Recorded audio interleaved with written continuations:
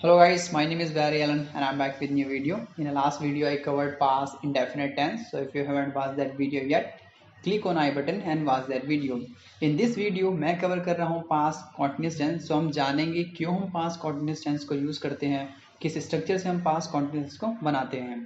So I'll try to make you understand in a very easy way. So without wasting your time, let's get started. So here it is my computer screen. As you can see, I have mentioned past continuous tense. तो जब भी आप कोई पास incident या पास story बता रहे हो और आपका जो एक्शन है वो कंटिन्यू फॉर्म में है, सो आप पास कॉन्टिन्यूस टेंस का यूज करते हैं. जैसे कि खा रहा था, सो रहा था, जा रहा था. Okay, so you can take a sense आप रहा था, रही थी, जिसके लास्ट में आ रहा है वो, आप उसमें उस कंडीशन में आप पास कॉन्टिन्यूस टेंस का यूज करेंगे.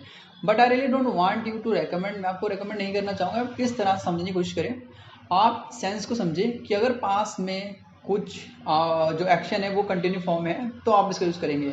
इनिशियल टाइम में सही है कि इनिशियल टाइम में इट इज़ ओके कि आप रहा था, रही थी का सेंस लें.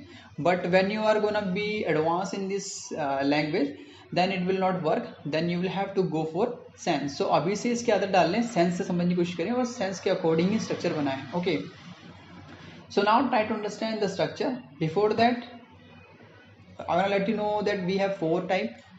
First is affirmative, second negative, third interrogative, fourth interrogative plus negative.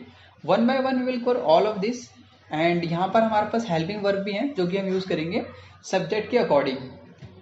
Was and were. Okay, so अगर आपकी सब्जेक्ट हैं he, she, it, singular, so आप यूज़ करेंगे was.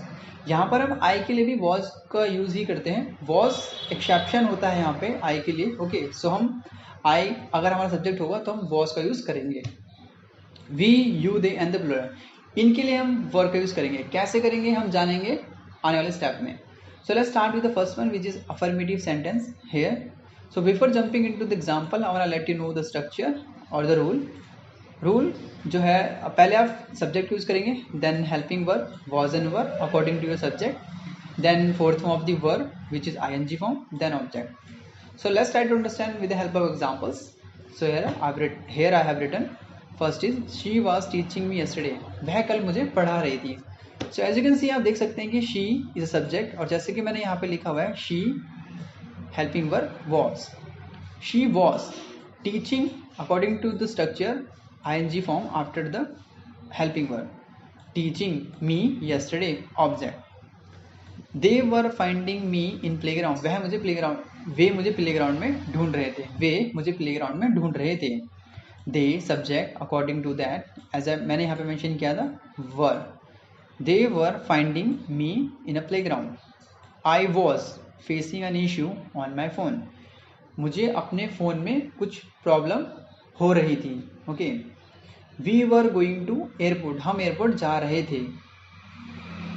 It was working properly. यह अच्छे से काम कर रहा था.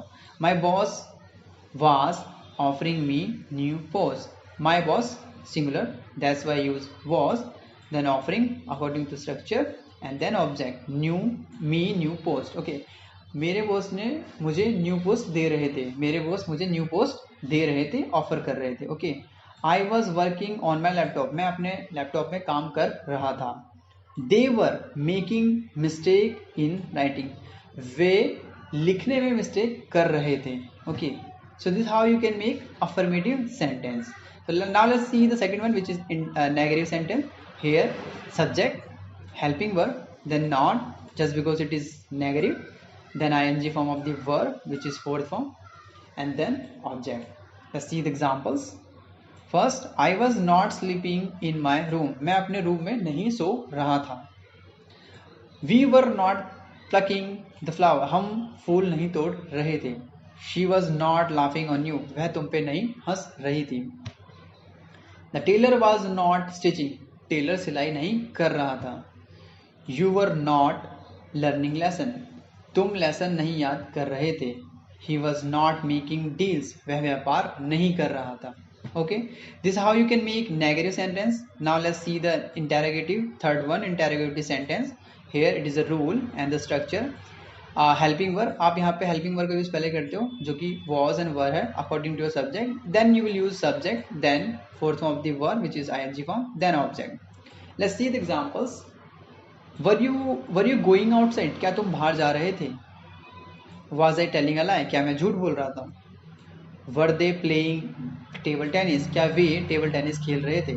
Was she going alone on the road, क्या वह रोड पे अकेले जा रही थी? Were you making my fun, क्या तुम मेरा मजाक उड़ा रहे थे? It was raining heavily last night, कल रात बहुत तेज बारिश हो रही थी. So this is how you can make interrogative sentence. Now let's see the fourth one, which is interrogative plus negative sentence. Here is a rule, or you can say structure. First you are going to use helping verb according to this one. Okay, same helping verb will come first, was and were according to your subject, then not, then fourth form of the verb which is ing form, then object. Okay, so now let's see the examples. First one is here, first is here. Were you not asking for a leave, क्या तुम leave के बारे में नहीं पूछ रहे थे? Was he not leaving this company, क्या वह इस कंपनी को नहीं छोड़ रहा था? Were you not applying for new job, क्या तुम न्यू जॉब के लिए अप्लाई नहीं कर रहे थे? Was she not coming in morning time, क्या वह मॉर्निंग के समय में नहीं आ रही थी? So this is how you can make past continuous tense with the help of examples. Okay, so try to keep these examples, with this structure. Try to keep this structure in your mind, or you can make more sentence. Keep practicing making affirmative, negative, interrogative plus negative with this structure, and you can make more examples and you can improve your English. So if you like the video, hit the like button, subscribe channel, and don't forget to press bell icon so that you don't miss any update. Thank you very much for watching this video.